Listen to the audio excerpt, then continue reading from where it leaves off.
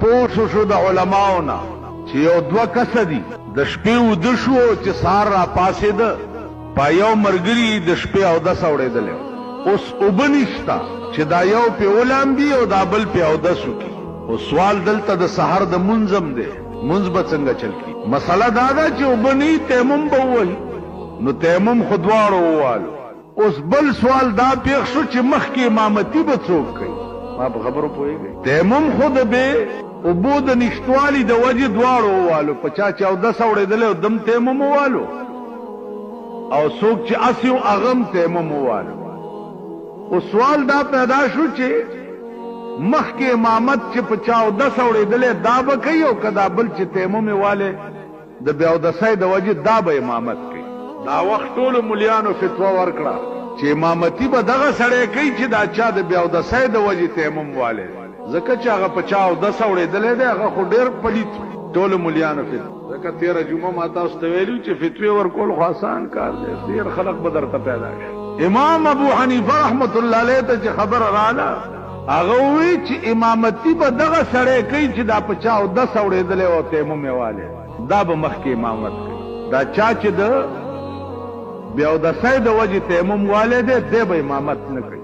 اوس عقل دا وایي چې به یو سړی هسې بې اودسه دی تیمم یې والو نو د ده دا پاکي خو ښه ده په نسبت د هغه چا چې په غسل کې یو تیمم یې والي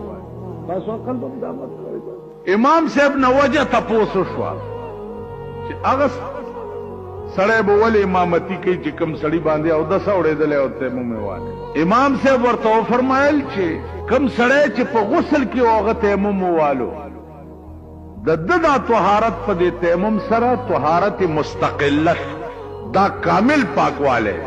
او د بې اودسۍ د وجې چې تا تیمم والی دی دا ناقص پاکوالی دی د عارض د وجې دته مونځ پې روا دی او جنوب چې تیمم والی دا طهارت مستقله دی نو مخکې امامت به هغه سړی کوي چې څوک مستقل پاکي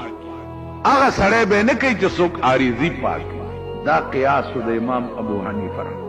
اوس په دې علما پوهېږي چې کم شان او کم علم هم مونږ په هغه لاره هم نه یو تېر شي والله العظیم که د هغه په لیکلو د هغه په قیاسونو باندې دا خلق په لاره نه تېر او پوهېږي هم پرې نه هغه خلق هم نن راپاسي وایي چې امام ابو حنیفه په حدیث نه کم چې نن نه 1400 کاله مخکې تېر شوی دی او 1.5 کال د پیغمبر نه رستو عالمو هغه په حدیث نه پیدا او په پاکستان کې چې کوم دارا روټي خلاص را پیدا شوي دا په حدیث او بس او په بازار د نابینا او جوهریان او خرمهره لالو گوهر درې واړه یو په سبب د ظالمانو حاکمانو اور او ګور او پیښور درې واړه یو هغه له کنجکه په لاس کې ورکا نو په بازار د نابینا او جوهریانو خرموره لالو گوهر درې واړه یو ړوند جوهري چې په دکان ناستی هغه له کنجکه په لاس او لالو گوهر په لاس کې ورکن ړوند به دا وایي چې دا درې واړه جوړ یو شی ځکه ړوند د گوهر او د کنجکې هېڅ تمیز نشي نو عرض مې دا و چې باز د توبې ګویا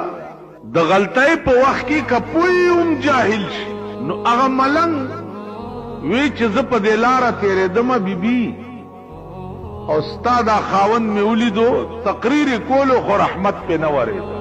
ښځې ورته وایي چې ملنګه داسې چل دی چې ستا دې خبرو سره څه کار دی زه خپله لار لنډوه هغې وی زه ځم نه تر هغې پورې چې تر څو پورې دې دا حال نه ورته وی چې نه ځې او خامخا پوښتنه کوې نو زما خاوند چې د شپې کور ته راشي او ما د شرابو جام ورته تیار کړي هغه اوس کی او بیا ټوله شپه دی باجه غږوي او زه ورته ګډېږم ملنګ ووی چې دا وجه ده چې دی چېرته بیان کوي نو رحمت پې نه وري که تاسو خیال وکړئ که نه مونږ په تقریرونو څومره کېږي دنیا ترې ډکه ده دنیا عام جلسې خو لا څه کوي